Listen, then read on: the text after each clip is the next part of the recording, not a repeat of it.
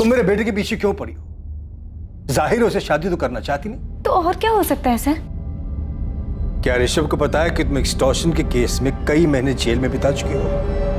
अभी बात तुम ऋषभ को बताओगी या हमें बताना पड़ेगा? तो आप यही चाहते हैं ना कि हम आपके बेटे को छोड़ दें? स्मार्ट हो रश्मि, और जल्दी समझ। बिल्कुल सही कहा आपने। ऋषभ हमसे प्यार करता है, लेकिन हम ऋषभ से शादी करना चाहते हैं।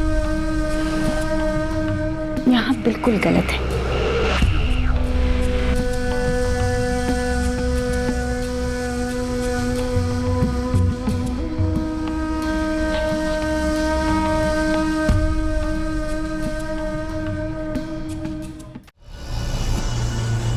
फोन पर बताने लायक बात होती तो आपको पुलिस स्टेशन नहीं बुलाते प्रद्युमन जी। वैसे आपको पुलिस स्टेशन बुलाकर पूछताछ करने के लिए हमारे पास डीजीपी साहब के ऑर्डर है। देखिए, हम उस लड़की को जानते जरूर थे, लेकिन उसके मर्डर में सवाल हम करेंगे प्रद्युमन जी, आपको सिर्फ जवाब देना है। इंस्पेक्टर, हम आपके बताए हुए टाइम पर आ जाएंगे, लेकिन आपसे एक रिक्वेस्ट है, आपको जो कुछ भी मिला है प्लीज़ मीडिया में उसे लीक मत कीजिएगा। आप बिल्कुल बेफिक्र रहिए दशरथ जी, हमें वीडियो मीडिया में लीक करने का कोई शौक नहीं। हमें बस रश्मि के मर्डर केस से मतलब।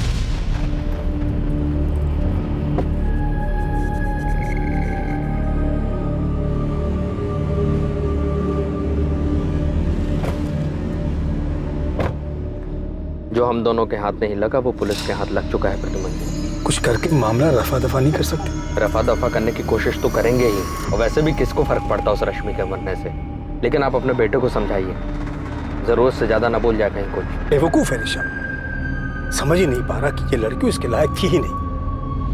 कैसे समझाए उसे? समझाना पड़ेगा प्रद्युमन जी, हर हाल में।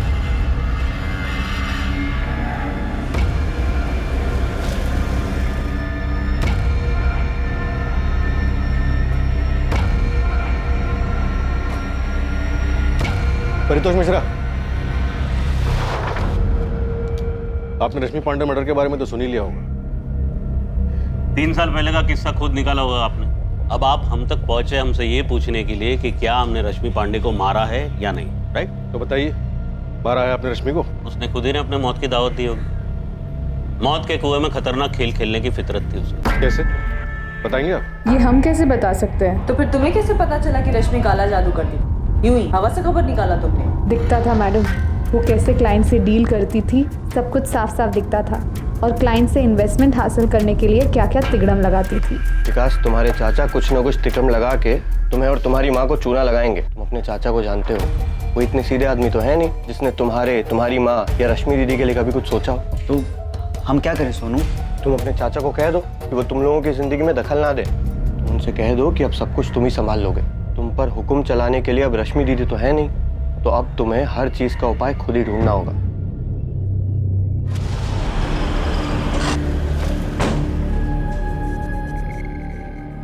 हमें वीडियो देखने की कोई जरूरत नहीं है। हम जानते हैं हमारे पिता रश्मि किस हद तक जा सकते थे। तो फिर बताओ मुझे, क्या कर रही थी रश्मि? और क्या कर रहे थे तुम? और क्या कर रहे थे तुम्हारे फादर प्रद्युमन चौधरी? और क्या कर रहे थे उनके राइवल दशरथ लाल? रश्मि को समझने में हमसे भूल हो गई। बाकी लोगों की तरह उसने हमारा भी इस्तेमाल किया। पैसे चाहिए थे बस उसे। रश्मि, हमारे पास तुम्हारे लिए एक सरप्राइज है। हमें इसी का इंतजार था ऋषभ। तुम्हें पता नहीं कि हम कितने एक्साइटेड हैं।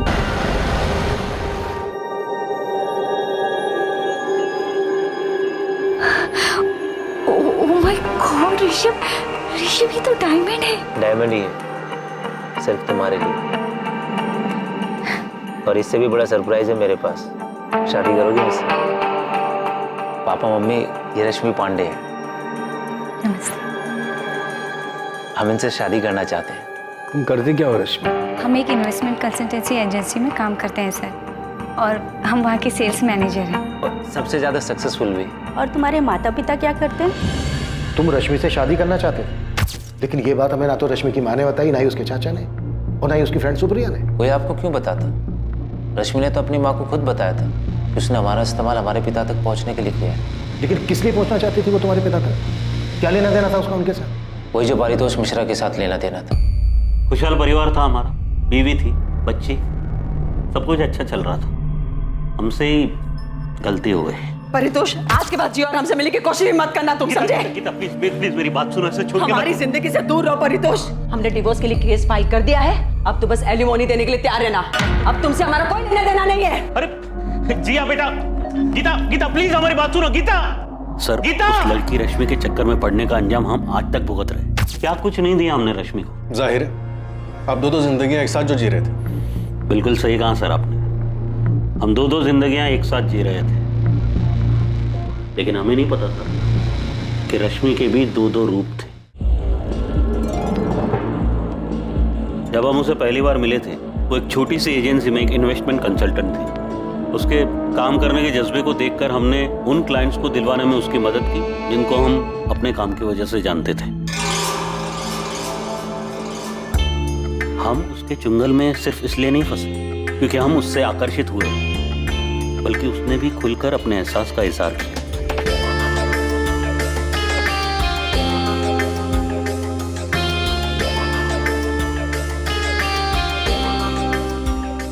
ये लो रश्मि, खास तुम्हारे लिए।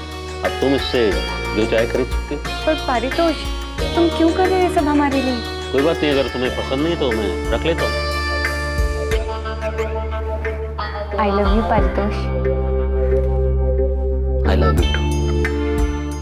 हम एक तौरी जिंदगी जी रहे थे और हमें बुरा भी लगता था कि हम अपनी बीवी को धोखा दे रहे हैं। एक तरफ हम एक अच्छा पति और अच्छे पिता की भूमिका निभा रहे हैं, और दूसरी तरफ एक प्रेमी, एक ऐसा व्यक्ति जो सपनों वाली जिंदगी जी रहा था।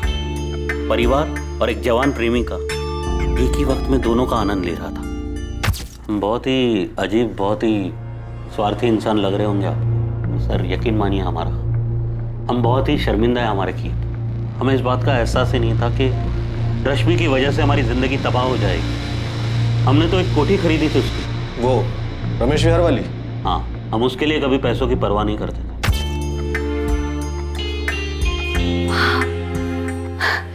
ये घर हमारे लिए? सब कुछ तुम्हारे लिए रश्मि, ये घर तुम्हारे नाम होगा। सारे डॉक्यूमेंट्स रेडी है, तो बस दस्तखत करना। Really? हम उसके प्यार में इस तरह बहक गए थे कि समझ ही नहीं पा रहे थे कि हम अपनी बीवी, अपनी बच्ची के साथ धोखा कर रहे थे। और उसी तरह रश्मि के दोहरे चेहरे को भी हम देख नहीं पाए। वो चेहरा जो ना कभी हमने पहले देखा था और ना ही जिसकी कभी कोई कल्पना कर सकता था। उसने आपको धोखा दिया? सिर्फ धोखा, बड़ा ही गंदा खेल खेला उसने हमारे साथ। रश्मि, हमने तुम्हें एक सिंपल सा सवाल पूछा है कि पूरा हफ्ता तुम कहाँ थे? हम तुम्हारी बीवी हैं, हमने तुमसे शादी की है।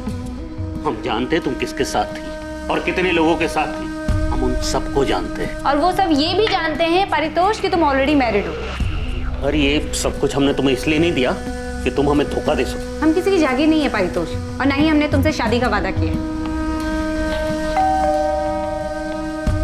अभी यो भी गया यहाँ से, बंद हो। अच्छा, तो तुम हमारी जासूसी भी करने लगे? ये रश्मि, हमारे घर में रह के हमारे साथ ही निकलो यहाँ से।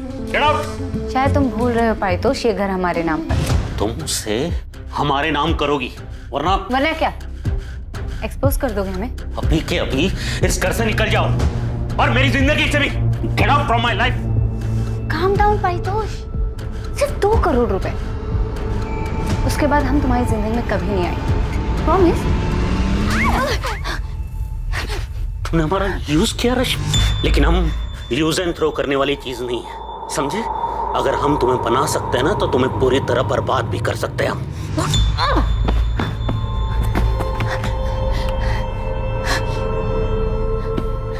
अब मारो, हम मारो पारितोष, मारो ना। ये क्या कर रही हो तुम? 2 करोड़ पारितोष। देखो देखो वहाँ हमने कैमरा सेट किया है। क्या? जी हाँ, इस बेड पर जो कुछ तुमने हमारे साथ किया है वो सब रिकॉर्डेड है। रेप के केस में अंदर करवा देंगे हम तुम्हें। इस्तेमाल किया है तुमने हमारा पारितोष, शादी के नाम पे धोखा दिया है हमें। ये घर भी तुमने हमें बेवकूफ बनाने के लिए हमारे नाम पर किया है। ये वीडियो हम पुलिस और मीडिया को दे देंगे, फिर देखते हैं कौन किसको बर्बाद करता है। 2 करोड़ पारितोष, 2 करोड़, वरना हम ये वीडियो वायरल कर देंगे। तुम्हें पता भी नहीं पारितोष कि जो हम चाहते हैं उसे पाने के लिए क्या क्या कर सकते हैं। हाँ, रश्मि सब कुछ रिकॉर्ड करती थी, सब कुछ पहले से प्लान किया हुआ था उसने। बहुत ही शातिर लड़की थी। तो आप कौन से संत हो? नहीं सर, हम संत नहीं, बहुत बड़े चंट हैं। लेकिन इस बात की उसे खबर नहीं थी कि हम क्या क्या कर सकते थे। इससे पहले कि वो ब्लैकमेल करके 2 करोड़ मुझसे मांगती, मैंने उसकी सारी बातें अपने मोबाइल में रिकॉर्ड कर रखी। वो हमें मात दे इससे पहले हमने उसे मात दे। रश्मि, तुम हमें इस तरह ब्लैकमेल नहीं कर सकती। अगर तुम चाहते हो कि हम तुम्हें ब्लैकमेल ना करें तो परितोष 2 करोड़ दे दो। तुम्हारे पास कल तक का टाइम है। अगर कल तक 2 करोड़ नहीं दिए तो हम तुम्हारे खिलाफ रेप केस कर देंगे और मीडिया को फुटेज दे देंगे। ये सरासर ब्लैकमेल है रश्मि। ये तो तुमको करना ही पड़ेगा। तुम हमें 2 करोड़ दो और हम दोबारा तुम्हारी जिंदगी में कभी नहीं आएंगे। किस आधार पर आपने हमें गिरफ्तार किया सर?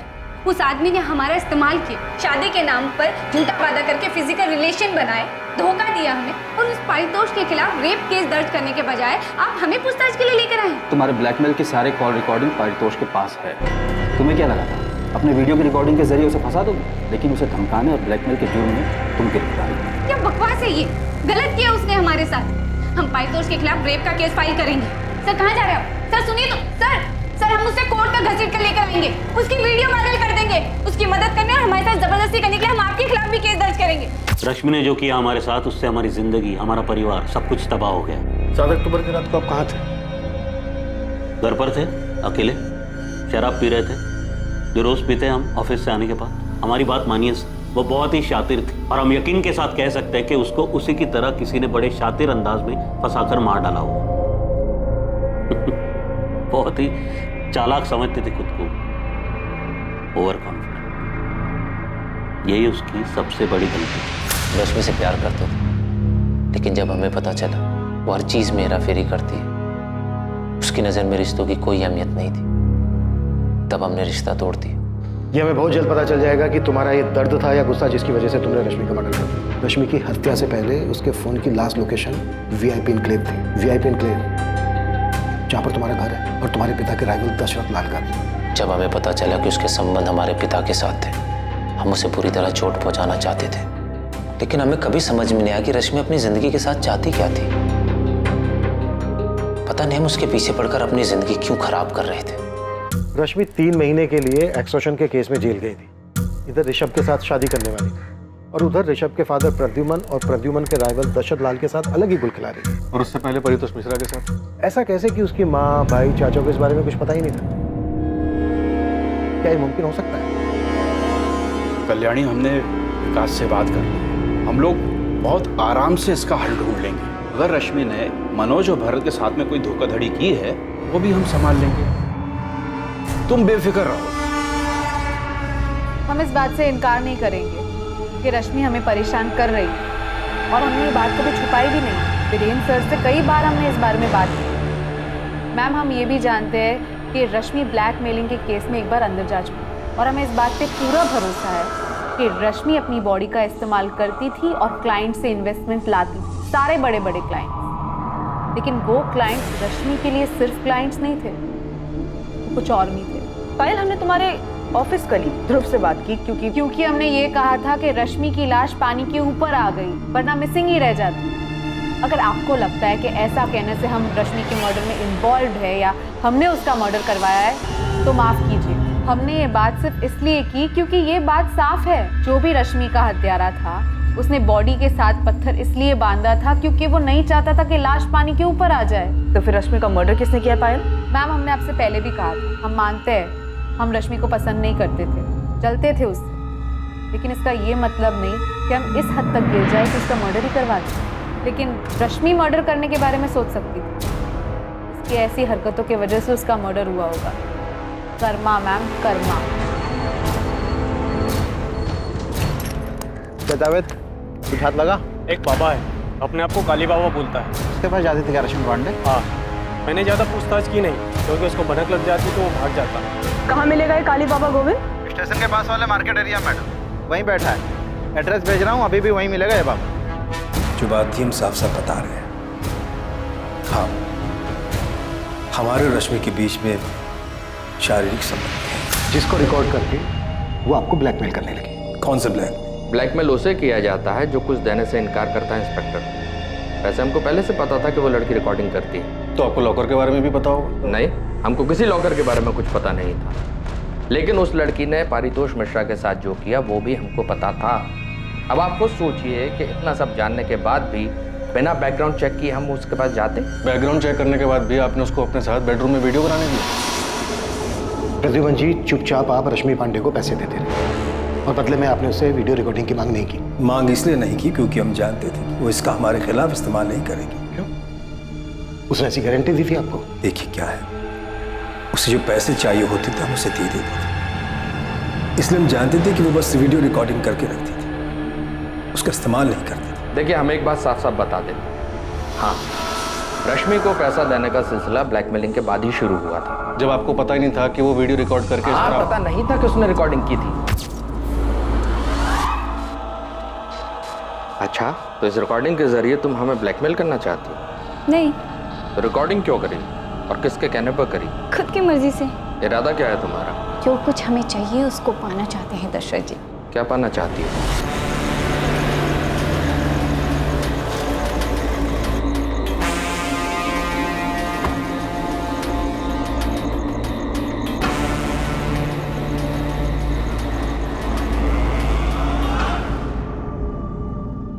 क्या प्रद्युमन ने इस लड़की के साथ मिलकर हमारे खिलाफ चाल चली है? हमें एक दिन भी नहीं लगा ये पता करने में कि प्रद्युमन ही है जो रश्मि को हमारे खिलाफ इस्तेमाल कर रहा है। और वो आप दोनों के लिए सरदर्द बन गई, राइट?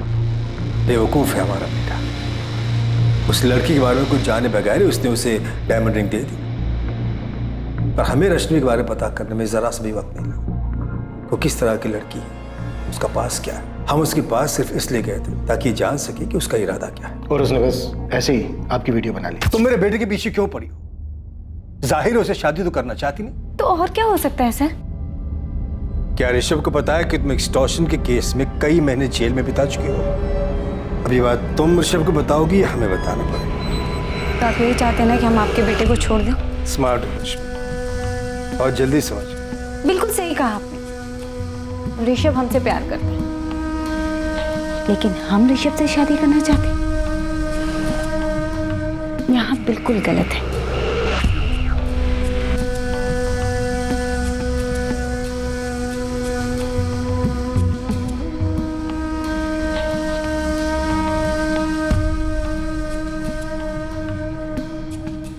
हम उसके पास सिर्फ अपने बेटे को छुटकारा दिलाने गए थे, लेकिन हुआ ये कि आप उसके जाल में फंस गए। उसने आपकी वीडियो बना ली और आपको ब्लैकमेल करने लगी। दशरथ जी को लगा कि हमारी आपसी रंजिश के चलते इनका वीडियो हमने बनवाया है, लेकिन रश्मि तो हमसे भी पैसे लिया करती।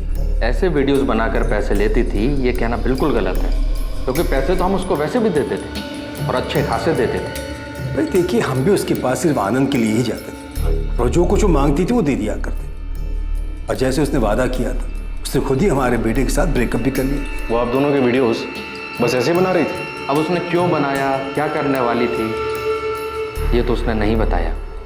हमारे ख्याल से ये उसका बैकअप प्लान था।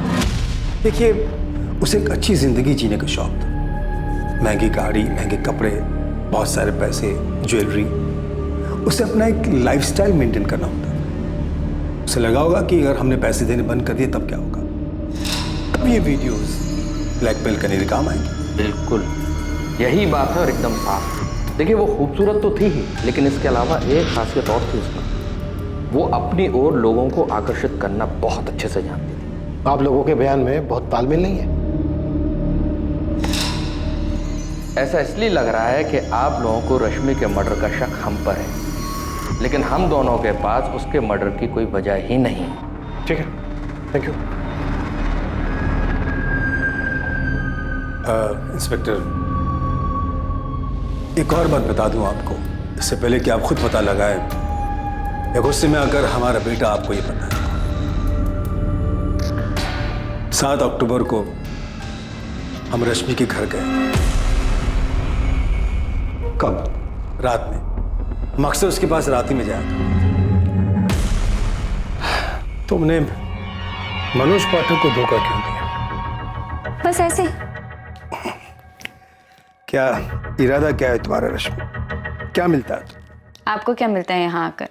हम तो यहाँ मजे के लिए आते हैं, लेकिन तुम्हें कौन सा मजा मिलता है लोगों को इस तरह धोखा देकर? वो भी तब जबकि तुम्हें इतना कुछ मिल रहा है हमसे, दशरथ लाल से और भगवान जाने और कितने लोगों से। इतने पावरफुल होने के बाद भी पावरफुल बनने की चाहत से आपको क्या मिलता है? यही राजनीति है। यहाँ एक बार जो सत्ता का स्वाद चख लेता है उसकी सत्ता की भूख और बढ़ जाती है। हम भी अपने आप को ऐसे ही पावरफुल समझते हैं।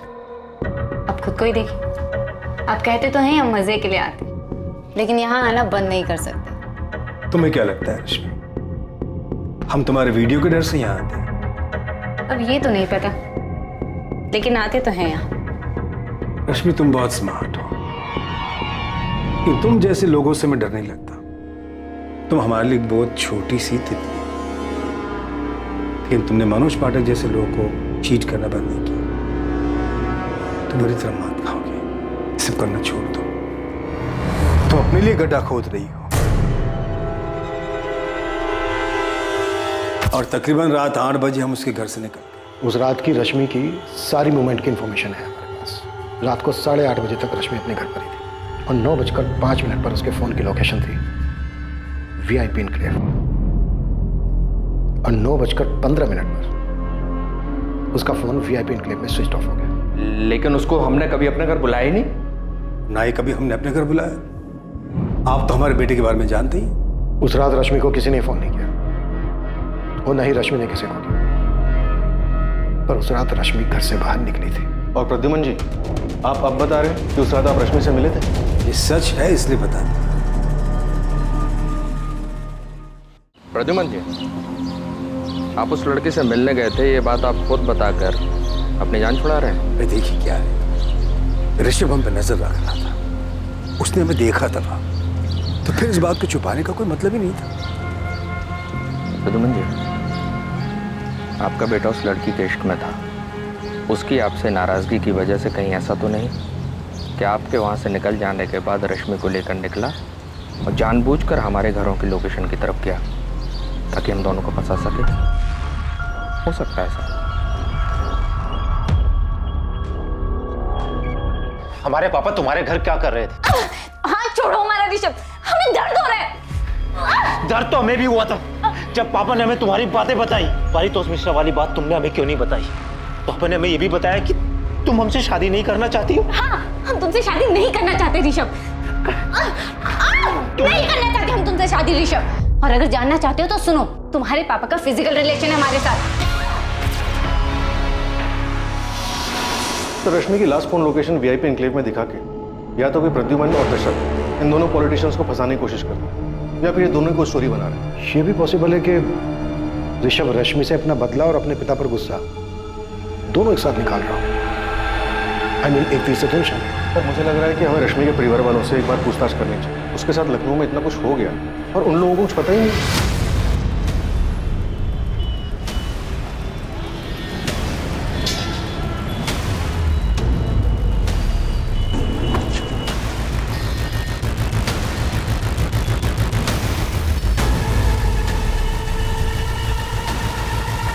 जी, हमें ही लोग काली बाबा के नाम से जानते हैं। ये रश्मि पांडे, आपकी भक्ति? जी, बहुत ही समर्पित भक्त। रश्मि के जीने का तरीका, उसके पैसे कमाने की चाहत, फिर चाहे वो किसी भी तरीके से, ये सब जाके हमें अब पता चल रहा है। आप लोगों ने तो हमें कुछ नहीं बताया, और हमें अब जाके पता चल रहा है कि वो किसी बाबा के पास भी जाती थी, और उस बाबा ने हमें बताया कि वो वशीकरण सीखना चाहती, बहुत सारा पैसा, बहुत सारा पावर हासिल करना चाहती। कल्याणी जी आपने, और विकास तुम, आप दोनों हमेशा यही कहते रहे कि आप लोगों को कुछ नहीं पता कि वो क्या कर रही थी, क्या चाहती थी। रश्मि कहाँ हमसे कभी कुछ ठीक से बताती? आप दोनों में से उससे किसी ने नहीं पूछा ये पैसा, ये गाड़ी उसके पास कहाँ से आ रहा है, क्या कर रही है? रश्मि दीदी पूछने पे भी कहाँ जवाब देती थी। तुम्हारे किराने की दुकान सही चल रही है ना? हाँ। तो उस पर ध्यान दो। गाड़ी कहाँ से आई ये जानकर तू क्या करेगा? रश्मि बेटा, वो माँ, अरे आपको पैसे चाहिए होते तो मांग लो, लेकिन कहाँ से आई, कैसे आई, ये जानकर क्या करोगी? अरे काम करते हैं हम। और चाचा जी कुछ बोले तो उनको कहना पहले अपना घर संभालें। अभी चाचा जी ने पूछा क्या तुमसे? तू ना चाचा जी का राग अपना बंद कर। तुझे दुकान चाचा जी ने दिलाई या हमने? आती थी यहाँ कई बार, लेकिन जब भी कुछ पूछो कभी कोई जवाब ही नहीं देती थी। जो आप कह रहे हैं उन सारी चीज़ों का हमें अभी पता चल रहा है। हाँ, जब से वो यहाँ से गई है उसके रहन सहन में बदलाव आया था, वो तो हम देख रहे थे। हमें बहुत डर भी लग रहा था, मन में काफ़ी सवाल भी उठ रहे थे। लेकिन सवाल का जवाब ना मिले तो क्या करें हम? रश्मि दीदी के जेल जाने के बाद हमने और माँ ने दोनों ने कोर्ट कचहरी के चक्कर लगाकर उन्हें जेल से छुड़वाया था। ये रश्मि के जेल जाने वाली बात है, ये भी आप लोगों ने हमें नहीं बताई?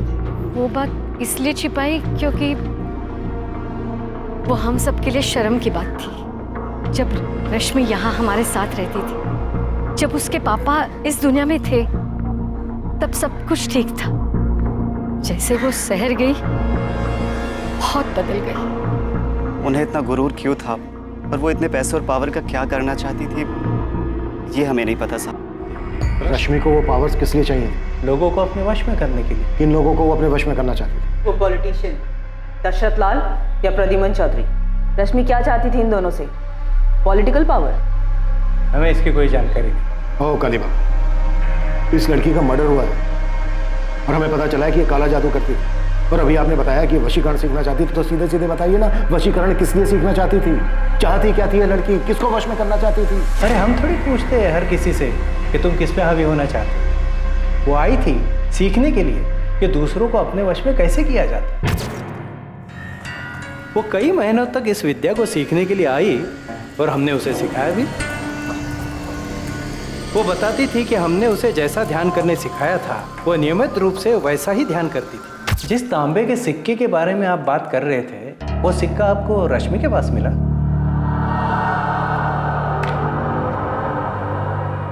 ये वो सिक्का? ये यही है, हमने ही दिया था उसे। और ये विद्या सिखाने की हमने गुरु दक्षिणा भी ली थी। कितने पैसे लिए थे? 3 लाख। तो लोगों को अपने वश में करने के लिए, वशीकरण के इस ढोंग को सीखने के लिए रश्मि ने आपको 3 लाख रुपए दिए। इसे ढोंग मत कहिए, आपकी नज़र में ढोंग होगा पर शक्तियाँ होती है। अब आप खुद ही देख लीजिए, रश्मि के कत्ल की आप छानबीन कर रहे हो लेकिन किसी नतीजे पे नहीं पहुंचे आपको ऐसा नहीं लगता कि कोई व्यक्ति अपनी शक्तियों द्वारा आपको गोल गोल घुमा रहा है? ओ बाबा बस। और ये मेंढक भी इसी नौटंकी का सामान था? आप गलत कह रहे हैं। बाबा मैं जितना पूछ रहा हूं ना, सिर्फ उतना जवाब दो। ये मेरा नहीं है, ये चाइनीज माल है। चाइनीज बाबा? चाइनीज बाबा नहीं, चाइनीज माल। तो मेंढक आया कहां से उसके पास? हमें क्या पता, उसने हमसे ही थोड़ी संपर्क किया होगा, और भी बाबाओं से संपर्क किया होगा। उसे किसी भी परिस्थिति में वशीकरण सीखना था। पर सीखनी किस लिए थी? हमें नहीं पता साहब। हमने उसे वशीकरण की कुछ विद्या सिखाई थी। वो किस पे उसका प्रयोग करना चाहती थी, वो किसे अपने वश में करना चाहती थी, वो किस पे हावी होना चाहती थी, हमें नहीं पता। सुप्रिया, तुम रश्मि की इकलौती दोस्त थी जो हमेशा उसके साथ थी। अब ये तुम बिल्कुल मत कहना कि तुम्हें इस बात का नहीं पता कि रश्मि किसके साथ क्या गुल खिला रही थी जिसने उसका मर्डर कर दिया। 3 साल पहले का परितोष मिश्रा या रश्मि का एक्स बॉयफ्रेंड ऋषभ चौधरी, या ऋषभ चौधरी का फादर प्रद्युमन चौधरी या दशरथ लाल, या रश्मि की ऑफिस कलीग पायल त्यागी, किसने मर्डर किया है? किसने? इनमें से कौन है सुप्रिया जिसने मारा रश्मि को और उसके बाद उसकी लाश को संपत नहर में ले जाकर फेंक दिया? हमें नहीं पता सर। रश्मि ने हमें कभी नहीं बताया कि वो किसके साथ जाती थी। ऋषभ के अलावा कोई और भी है जिसके साथ वो जा सकती थी? देखो सुप्रिया, तुम पहले दिन से हमसे कुछ ना कुछ छुपा रही हो। तुमने पहले भी हमें ऋषभ के बारे में नहीं बताया। किसका डर है तुम्हें? बोलो। क्या ऋषभ अपने फादर को फंसाने के लिए ऐसा कर सकता है? क्योंकि रश्मि के फोन की लास्ट लोकेशन वीआईपी इनक्लेव है, वीआईपी इनक्लेव, जहाँ ऋषभ का घर है। सर ऋषभ रश्मि का मर्डर नहीं कर सकता, इतना तो मैं जानती हूँ। सर वो उससे बहुत प्यार करता था। हाँ वो रश्मि से दुखी था क्योंकि उसने उसे धोखा दिया था, लेकिन सर वो इस बात से भी दुखी था कि उसके पापा ने।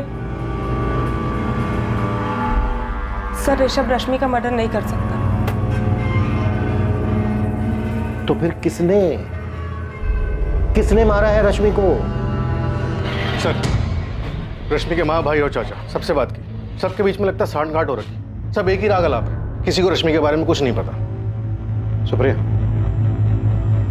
रश्मि अपने परिवार वालों का जिक्र करती थी तुमसे? हाँ सर, कभी कभी जिक्र करती थी जब वो बालापुर जाती थी अपने माँ और भाई से मिलने। और अपने चाचा के बारे में? नहीं, चाचा के बारे में मैं कुछ नहीं जानती।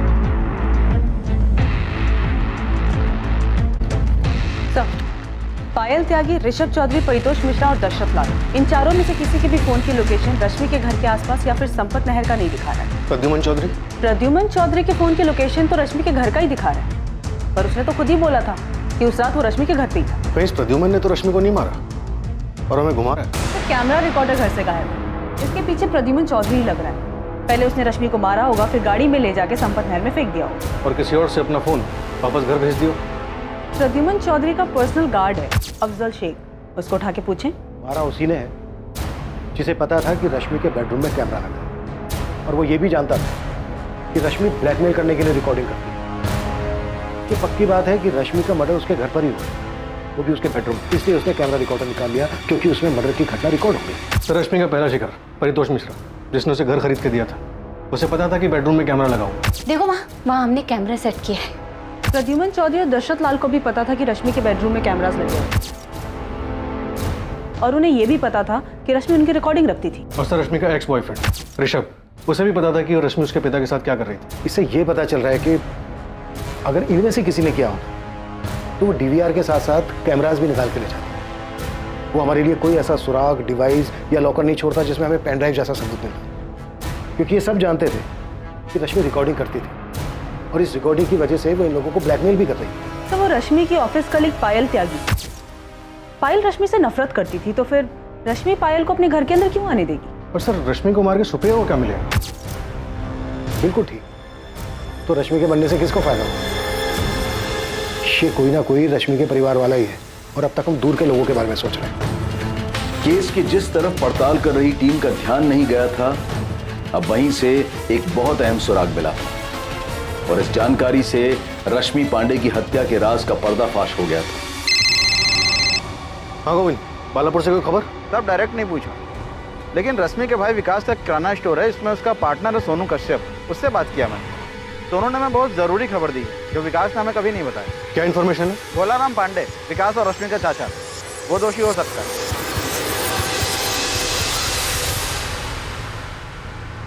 हमें यहाँ इस तरह से लेकर क्यों आए हैं? बैठो भोलाराम, बैठो। नहीं, पहले आप बताइए कि बात क्या है। आपके लोग ऐसे ही आए और उठाकर ले आए? भोलाराम, आपने विकास से कहा था कि आप रश्मि के पैसे और उसकी लखनऊ वाली कोठी का अच्छा सौदा करवाकर सब कुछ सेटल करो। बड़े आराम से वहाँ विकास को अपना लपेटे में ले रहे थे तुम। लपेटे में? क्या कह रहे हैं आप? वो मेरा भतीजा है, थोड़ा भोला है, इसीलिए मैंने कहा था। भोला है तो फिर आपके नीचे दबा हुआ है। विकास, जब तेरे चाचा ने तुझसे ये सब कहा तो तूने आके हमें क्यों नहीं बताया? जी हमें नहीं लगता कि चाचा जी कुछ गलत कर सकते हैं। तेरे दोस्त सोनू कश्यप ने हमसे साफ कहा कि तू ना समझे, तेरे चाचा सब हड़प लेंगे, रश्मि के रहते हुए ऐसा नहीं कर सकते, इसीलिए उन्होंने रश्मि को रास्ते से हटा। नहीं, चाचा जी ऐसा नहीं कर सकते। और अगर किया है विकास और ये बात तुझे पता है तो तू अपनी बहन के हत्यारे को बचा रहा है। विकास, ये बात जानता है ना तू? क्या ये रश्मि की मनमर्जी थी जिसने आपको ये काम करने के लिए उकसाया? क्या फिर अपने बेटे दीपेश के थप्पड़ का अपमान बर्दाश्त नहीं कर पाए और मरवा दिया रश्मि? दीपेश को थप्पड़? हाँ थप्पड़। विकास ने हमें बताया कि रश्मि ने दीपेश को थप्पड़ मारा था, और इस बात का गुस्सा आपको भी था और दीपेश को भी। हमारी माँ कुछ भी बोले वो अलग बात है चाचा जी, लेकिन आप किस हफ्ते हमारे घर के मामलों में दखल दे रहे हैं? रश्मि, अपने चाचा जी से ऐसी बातें मत करो। सब तुम्हारा ही किया धरा है कल्याणी। आज हमारे भाई सब जिंदा होते तो इसकी हिम्मत नहीं होती ऐसी बात करने की। और इन्हीं हरकतों की वजह से हमें उल्टा सुल्टा सुनना पड़ता है। क्या बातें सुननी पड़ती हैं दीपेश? सुनो रश्मि, अब तुम यही गांव में रहोगी, कोई जरूरत नहीं है लखनऊ जाकर कोई काम करने की। लक्ष्मी तो देखो कैसे कैसे कपड़े। तो आप अपनी आंखें बंद कर लीजिए ना चाचा जी, हमें क्या करना चाहिए क्या नहीं करना चाहिए उसके लिए हमें आपकी परमिशन नहीं चाहिए। ऐसे कपड़े पहनती हो, गांव के लोग तुम्हारे चरित्र पर सवाल उठाते, जानती हो तुम? रश्मि, जब कोई हमारे बारे में ऐसी बातें कहे ना तो ऐसा थप्पड़ मारना चाहिए दीपेश, ना कि चुपचाप सुनना चाहिए। अब तुम और चाचा जी निकलो यहाँ से, क्या करना है वो हम खुद देख लेंगे। ये आंखें ना किसी और को दिखाना दीपेश, मुझे नहीं। आप कहना क्या चाह रहे हैं? 3 साल पहले जो तू मैं हुई थी उसके बदले अब हमें जाकर ये सब? दीपेश, तेरे मुंह से सुनना चाहता हूँ सब। अपना फोन गांव में छोड़कर लखनऊ गया था ना तू 7 अक्टूबर को? अकेले गया था या फिर किसी के साथ गया था? अरे साहब, हमें चीड़ थी रश्मि दीदी से, तो हम उसको मिलने क्यों जाएंगे?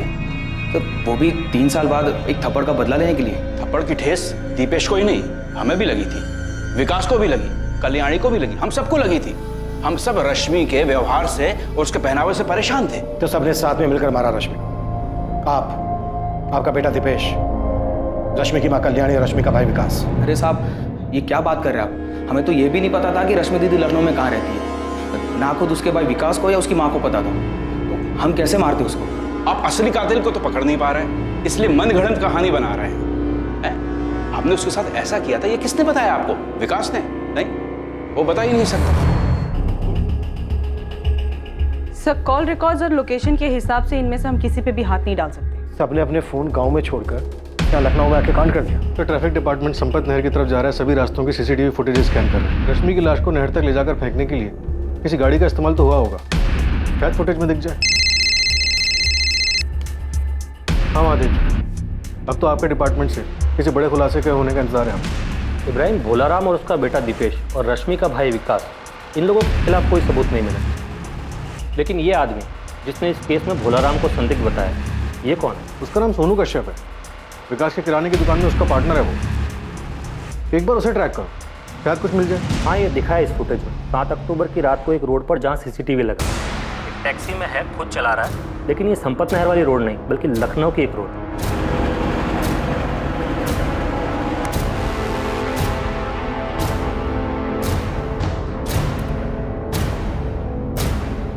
ये तो सोनू ही है। और उसने हमें बताया था कि भोलाराम ही दोषी है। नहीं सर, मैंने क्रॉस चेक किया। 7 अक्टूबर की रात को सोनू के फोन की लोकेशन उसके गांव बालापुर की है। मतलब ये सोनू हमें घुमा रहा है। ये क्या गेम खेल रहा है तो सोनू? लखनऊ में 7 अक्टूबर को तो दिखा है तू। और तो सब कुछ भोलाराम पांडे और उसके बेटे दीपेश पे डाल रहा। देख बेटा, जब पड़ेगी ना तो बर्दाश्त नहीं कर पाएगा। तो तेरी शक्ल बता रही है कि एक ही थप्पड़ काफी होगा तेरे लिए।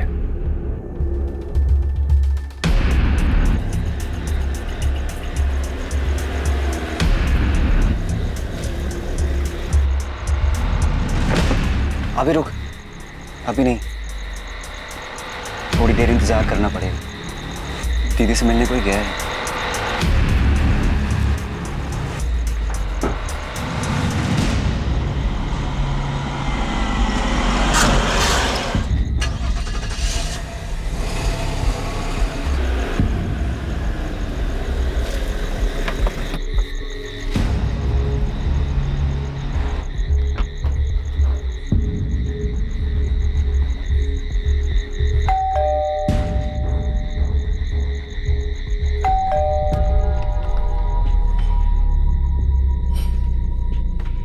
विकास, तू यहाँ? वो कुछ काम था दीदी। कैसा काम? वो कुछ पैसे चाहिए थे।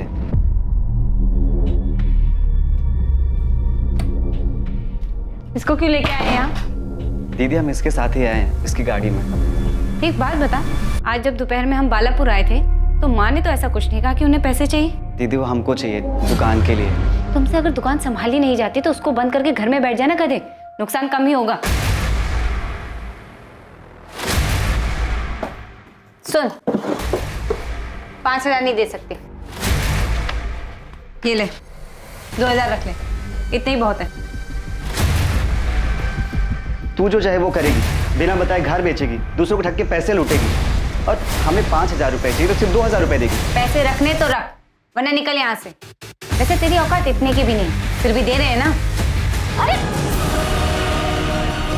चल चल निकलते हैं यहाँ से। तू वो कैमरा रिकॉर्डर निकाले, जल्दी देख यहीं कहीं होगा। वो लोगों को ब्लैकमेल करके ठगने के लिए लगा के रखते हैं।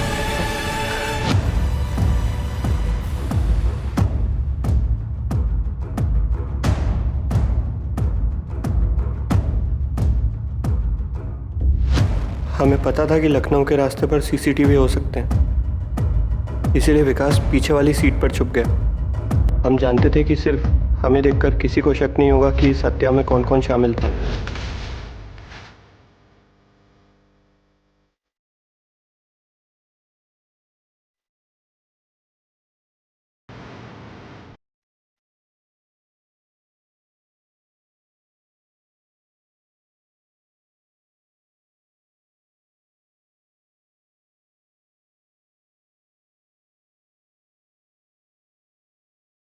हमें लगा था पत्थर के वजन की वजह से रश्मि की बॉडी कभी पानी के ऊपर नहीं आएगी।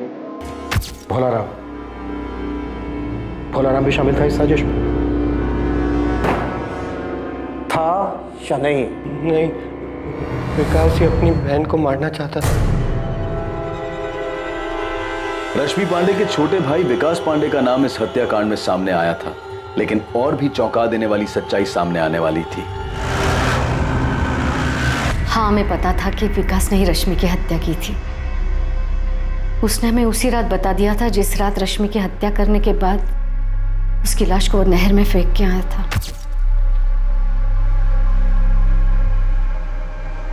तुमने ठीक किया बेटा, वो उसी लायक थी।